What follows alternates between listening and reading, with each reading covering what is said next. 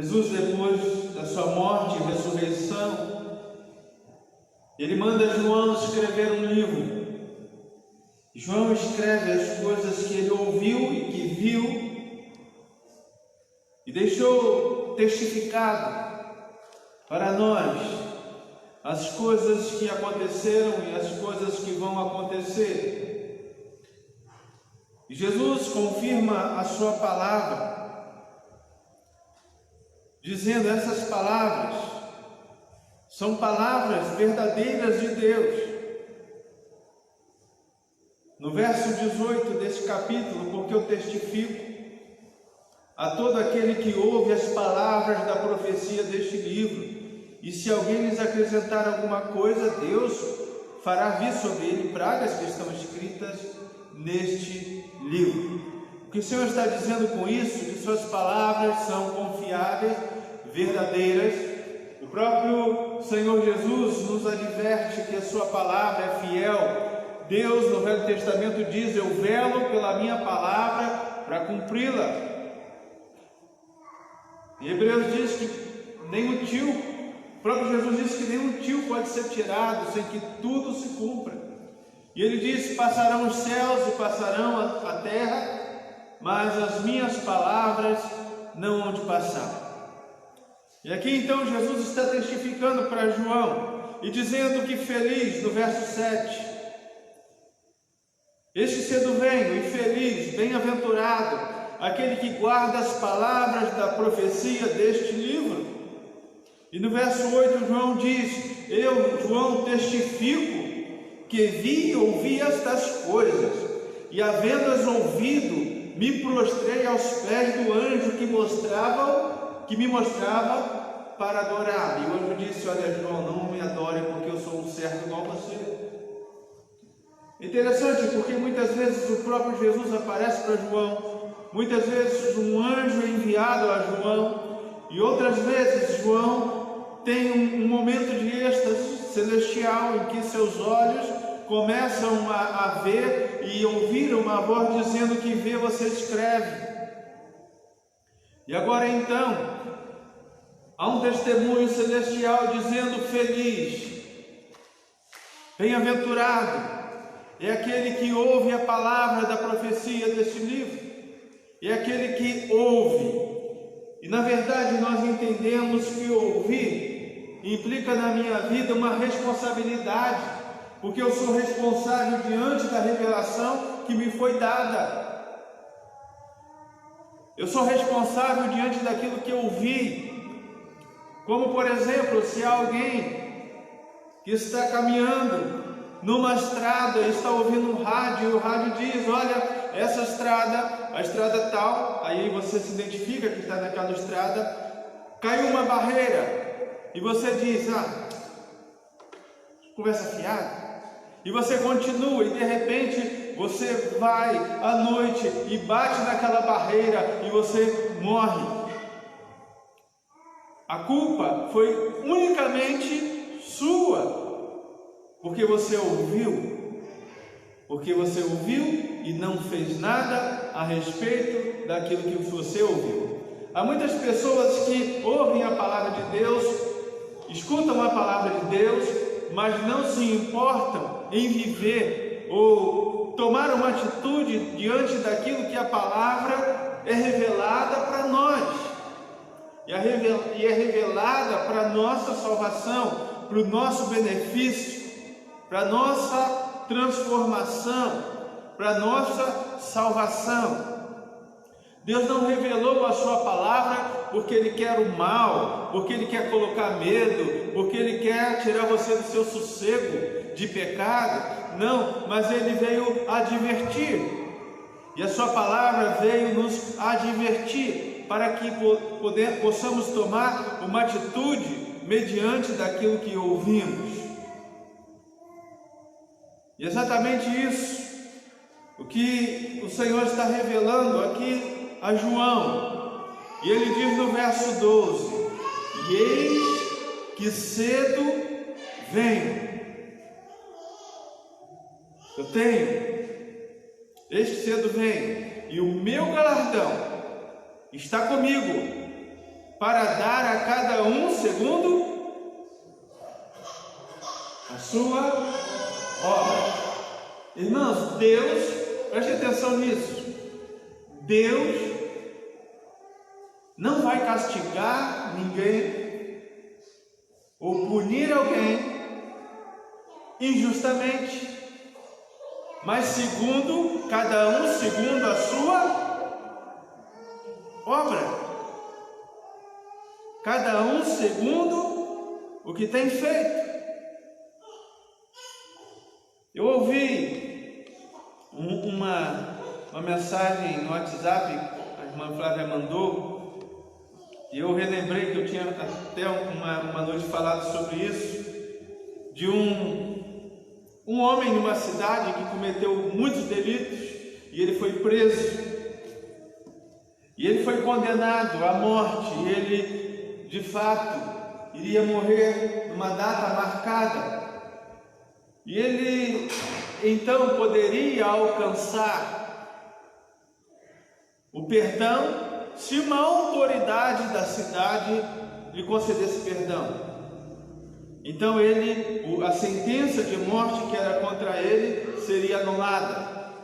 E nisso então, o pastor, que também era o juiz daquela cidade, ele pega a sua roupa pastoral, não a de juiz, pega a sua roupa e a sua Bíblia e vai visitar esse condenado lá na prisão. E ele, então, quando se aproxima para falar sobre ele, para ele, sobre a salvação, aquele preso começa a praguejar e dizendo: se você vier aqui eu vou te matar. E começa a pegar algumas coisas que tinha pessoais e jogar nele, mandando ele embora. Eu não quero ouvir o que você tem para dizer. E ele diz assim: mas o que eu tenho para você? Porque aquele pastor tinha colocado uma carta como juiz que era para dar àquele homem, para aquele preso e condenado, o perdão. Então o pastor que está ali visitando aquele homem diz: poxa, eu tenho algo aqui para lhe ajudar, eu quero lhe dar algo que vai beneficiar a sua vida. E ele disse: eu já te disse que não se aproxime, vai embora porque eu não quero ouvir nada. E aquele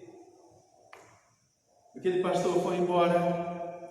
Então chegou o carcereiro e disse: olha, como que você é burro, hein? Como que você é burro? Sou burro, que eu quero ouvir agora a coisa de Deus, eu quero. Mas se você soubesse quem era aquele homem e o que ele tinha para você, você iria recebê-lo de bom grado, porque aquele homem é o juiz da cidade e ele tinha no seu paletó uma carta de perdão pelos seus crimes. E aquele homem baixou a cabeça e viu o erro que tinha cometido, não querendo ouvir o que aquele pastor tinha para ele. E no dia da sua morte, no dia em que ele está se colocando a forca sobre ele dá uma palavra para os ouvintes. E ele diz assim: eu não estou aqui morrendo. Eu não estou aqui morrendo pelos meus crimes, pelos crimes que cometi. Eu estou morrendo aqui pelo perdão que eu recusei. Eu vou ser enforcado daqui a pouco. Foi pelo perdão que eu recusei e não pelos crimes que eu cometi. Há muitas pessoas que ouvem, mas não quebram o seu coração, ou não tomam uma atitude diante daquilo que ouvem, ou não querem ouvir. A palavra que o Senhor tem nos dado é espírito e é vida. Há muitas pessoas que ainda endurecem os seus corações e serão condenados, não pelo perdão que Deus oferece, porque eles não receberam, vão ser condenados justamente por seus crimes.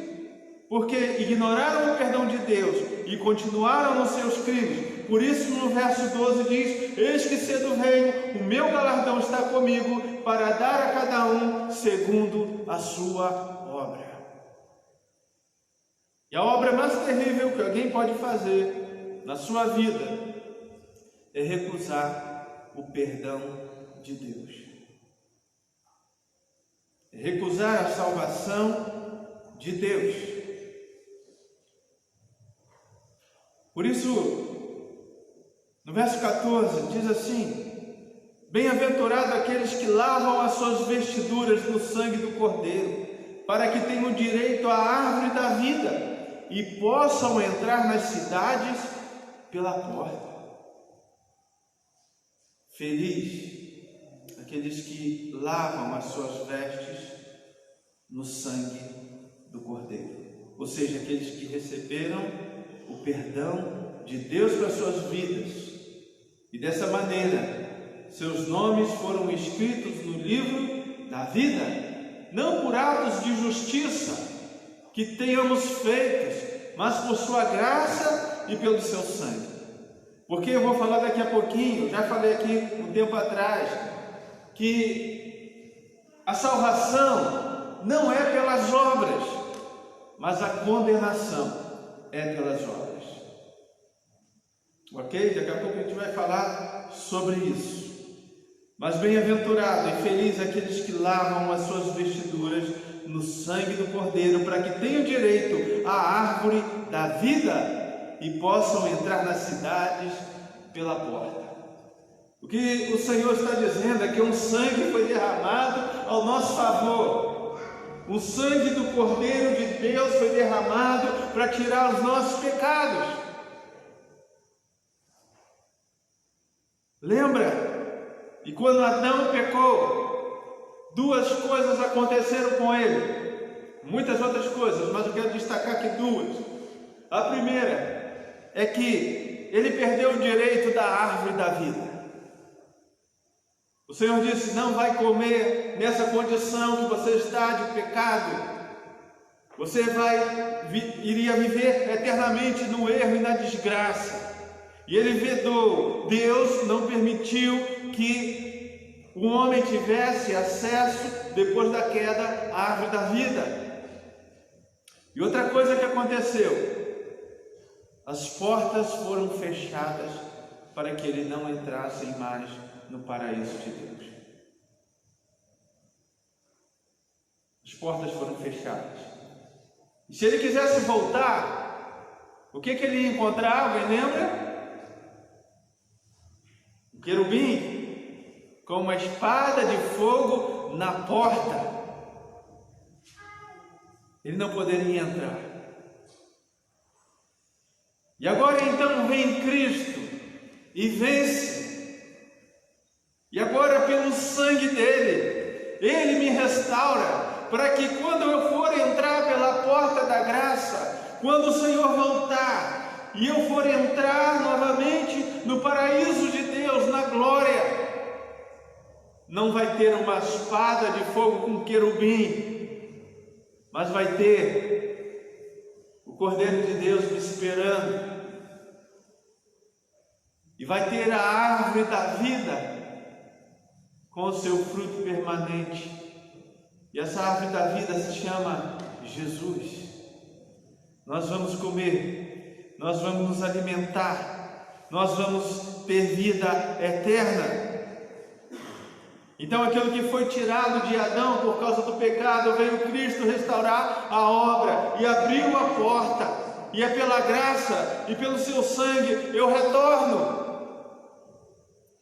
Mas se eu quiser retornar sem ele, sem o seu sangue, sem a sua vida sobre mim, sem sua palavra sobre mim, o que me espera é um anjo com a espada flamejante. Porque essa porta só se entra pela graça. E pela graça eu sou salvo. E é por meio da fé. Isso não vem de mim. Isso é dom de Deus, é presente de Deus para mim. Por isso a preocupação de Deus é que eu ouça a palavra e viva a palavra e obedeça a palavra. Porque ouvindo a palavra, irmãos, eu serei responsável por mim mesmo diante daquilo que eu ouvi. Por isso, o Senhor está dizendo aqui nesse texto, no verso de número 10 e 11. Vamos ler o 11 e 12. Quem é injusto, faça injustiça ainda. E quem está sujo, suje-se ainda. E quem é justo, faça justiça ainda. E quem é santo, se santifique ainda. E eis que cedo venho, o meu galardão está comigo, para dar a cada um segundo a sua obra. Recebemos a palavra de Deus. O que Deus está dizendo não é um Deus ajoelhado diante de mim, dizendo: olha, por favor, não vá por esse caminho, por favor, não peque, por favor, não faça isso, por favor, volte. Um Deus chorando e se humilhando o tempo todo. Não, Ele está dizendo aqui, Jesus está dizendo: o tempo está próximo, eu vou chegar, e o meu galardão está comigo, e eu vou dar a cada um segundo a sua obra. Por isso, quem é sujo, Jesus está dizendo, quem é sujo vai se sujar mais ainda. O que Deus não quer é que as pessoas estejam sem se definir, sem tomar uma posição diante da palavra que receberam. Por isso o Senhor não está aos pés, dizendo: por favor, me aceite. Houve um tempo que a gente pregava o Evangelho para as pessoas, implorando: você tem que dar uma chance para Jesus. Não, irmão, não tem que dar chance para Jesus, não. É você que precisa de uma chance, porque sem Ele não há salvação. E a gente coloca muitas vezes Jesus como um coitadinho. Vou dar uma chance para Jesus, senão Ele vai ficar triste. Tá bom, Jesus, me aceita aí, porque... Não, irmãos, é o contrário. A genuína conversão só acontece quando eu tenho uma percepção da miséria do meu pecado e olho para Ele como Salvador, como aquele que vai ter misericórdia, aquele que está me tirando da condenação do inferno. Olho para o seu olhar de amor, que não está me condenando do jeito que eu sou, que estou, mas está abrindo uma porta de graça para mim entrar e ter uma mudança de vida. Há muitas pessoas que falam: mas quando eu sentir alguma coisa, eu vou aceitar Jesus. Então fica esperando sentir uma coisa, que depois, quando você sentir um fogo do inferno, diz: agora eu estou sentindo, mas aí vai ser tarde. Não há mais uma prova de amor tão profunda, uma graça tão real, que me possa deixar alguma dúvida de o que Ele fez por mim é suficiente, que não é estado de pecado tão profundo que eu possa estar, que a sua graça não possa vir e mudar a minha vida. Mas não pense que Ele está preocupado em relação a você, dizendo: ele cometeu um pecado, eu não quero nem olhar. Não, a Bíblia diz que os olhos do Senhor estão sobre toda a terra.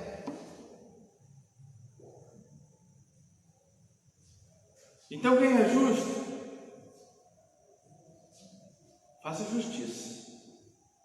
Se defina como justo, como servo de Deus. Se entregue a Ele, viva para Ele. Porém, quem é sujo, não tem um Deus implorando e chorando, mas tem um Deus dizendo: se você é sujo, faça mais sujeira ainda. Sabe por quê, irmãos? Porque Deus não perdoa pecados voluntários. Deixa eu refazer aqui. Deus não perdoa pessoas que vivem voluntariamente no erro a sua vida inteira. Deus perdoa pecadores arrependidos, mas aqueles que vivem voluntariamente. O que é voluntariamente? Sei que está errado, mas eu vou assim mesmo. e gosta, e continua, e não sente nada, nenhum temor de Deus. A Bíblia diz que para essas pessoas, lá em Hebreus diz, não resta perdão de pecados, nem sacrifício na cruz, o que resta é uma expectativa horrível de fogo e juízo. Então, olha o que diz: se você é sujo, suje-se ainda, mas que você é santo, se santifica ainda. Por quê? Verso 12, por quê? Porque eis que cedo venho. Achou aí? E o meu galardão está comigo, para dar a cada um segundo as suas obras. Eis que cedo venho, o meu galardão está comigo. Cada um vai receber segundo as suas obras. Apocalipse capítulo 20.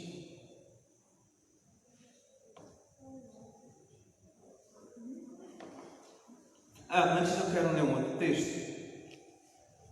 1 Coríntios capítulo 6, verso 10 e 11. Depois a gente volta lá para Apocalipse. 1 Coríntios 6.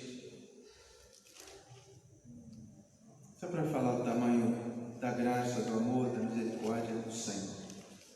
Capítulo 6, verso 10 e 11 diz assim: não erreis, nem devasso, nem idólatra, nem os adúlteros, nem os efeminados ou sodomitas, nem os ladrões, nem os avarentos, nem os bêbados, nem os maldizentes, nem os roubadores herdarão o reino de Deus. E aqui alguns têm sido, ou alguns foram, mas haveis sido lavados, mas haveis sido santificados e haveis sido justificados em nome do Senhor Jesus pelo Espírito do nosso Deus. Amém? Olha a coisa tremenda. Não erreis. Não erreis. Há uma lista aí.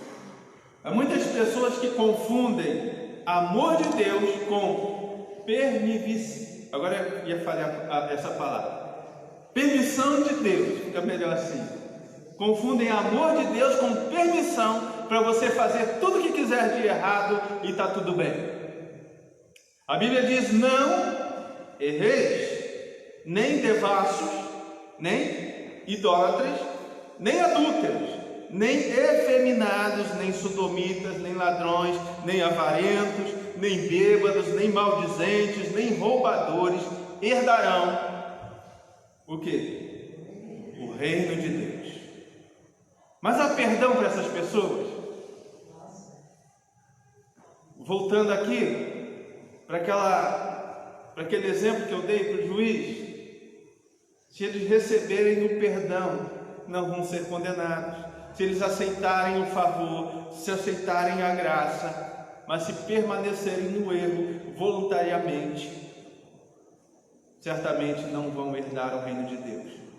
E é que alguns de vocês viveram assim, mas quer dizer que há transformação para essas pessoas, certo?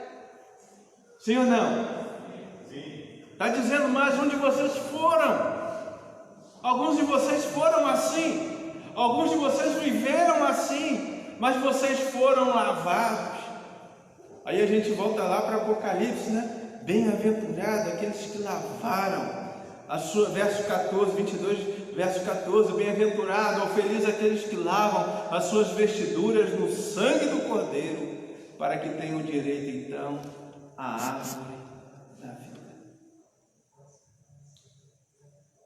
Apocalipse 20, verso 11, 12 e 15. É um resumo do trono do juízo.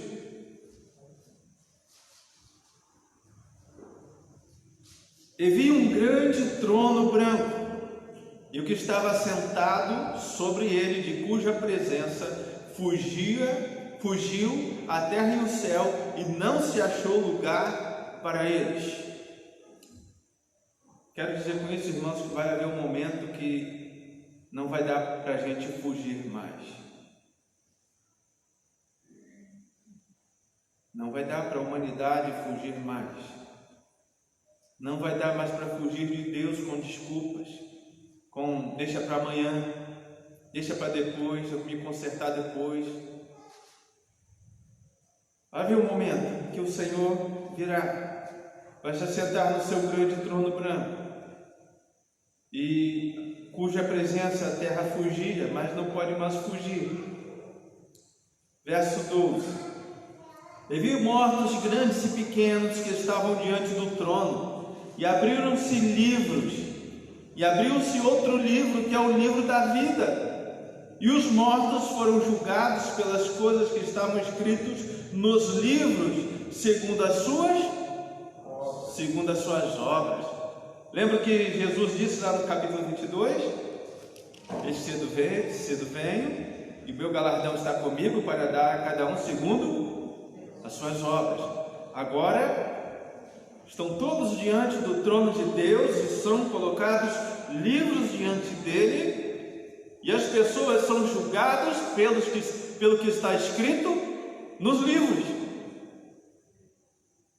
segundo as suas obras. E aí pega um livro lá, aí tem o meu livro lá, aí ele vai ler, e ele vai ver toda a minha história, toda a minha vida, e ele vai olhar para mim e vai dizer: que pecador terrível, você foi um grande pecador. E pelo livro aqui das obras, você está condenado. E vai dizer para mim, pastor que pregou a palavra para os outros, vai dizer para mim: o livro das obras está dizendo que você é um grande pecador e que não tem chance para você. Você cometeu vários pecados. E aí, como vai estar o seu livro lá também, irmãos? Como vai estar o seu livro? O que vai estar escrito ao seu respeito?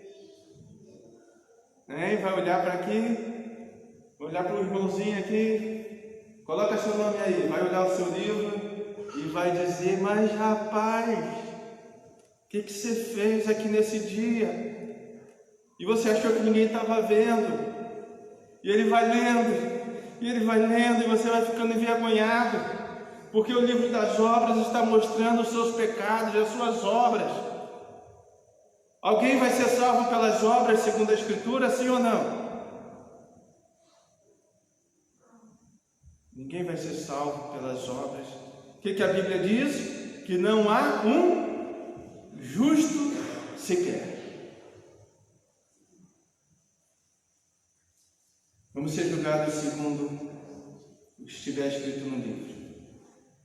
Mas, fala assim, mas,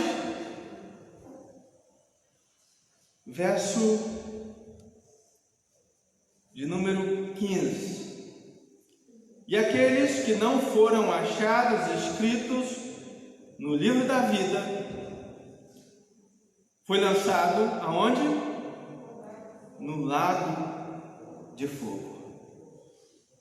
Pelo livro das obras, eu não tenho jeito, eu não tenho chance. Mas existe, irmãos, um livro chamado Livro da Vida. Existe um livro chamado Livro da Vida. E aqueles que lavaram as suas vestes no sangue do Cordeiro, aceitaram o perdão, vão receber de Deus o perdão. Lá em Romanos capítulo 8, verso 1, diz que já não há mais condenação para aqueles que estão aonde? Em Cristo Jesus. das obras. Não há salvação para ninguém. Por isso o texto está dizendo aqui, no verso 12: "E vi os mortos, grandes e pequenos, que estavam diante do trono, e abriram-se os livros, e abriu-se outro livro." Então abriram-se vários livros, mas abriu um outro livro, que é o livro da vida. E os mortos foram julgados segundo as coisas que estavam escritas nos livros, segundo as suas obras. E aí vem o verso 15: "Que todos aqueles que não estavam escritos no livro da vida foram lançados no lago de fogo." O livro das obras revela o quão pecador eu sou, mas o livro da vida revela o quão salvador Ele é. Revela o seu amor, a sua misericórdia, o seu perdão, a sua graça. E como é que eu lavo as minhas vestes? É quando eu peço a Ele perdão, é quando eu decido ter uma vida diferente, é quando eu decido me entregar a Ele, quando eu entrego a minha vida a Ele, entendendo que fora dEle não há salvação. Entendo que não há vida sem Ele, que não há vida eterna sem Ele. Nesse momento, as minhas vestes são lavadas no sangue do Cordeiro.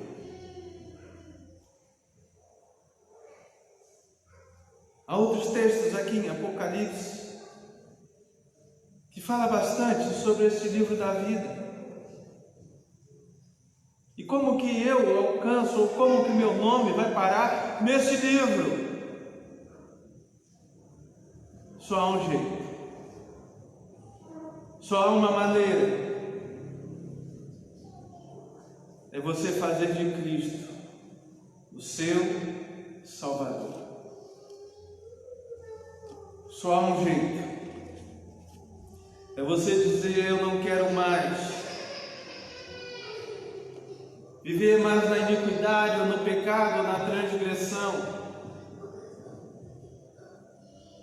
mas eu quero que o meu nome seja escrito no livro da vida do Cordeiro. É você entender o quão pecador você é, mas entender que o amor dele é suficiente para você, para perdoar seus pecados, para te dar um novo rumo, um novo começo,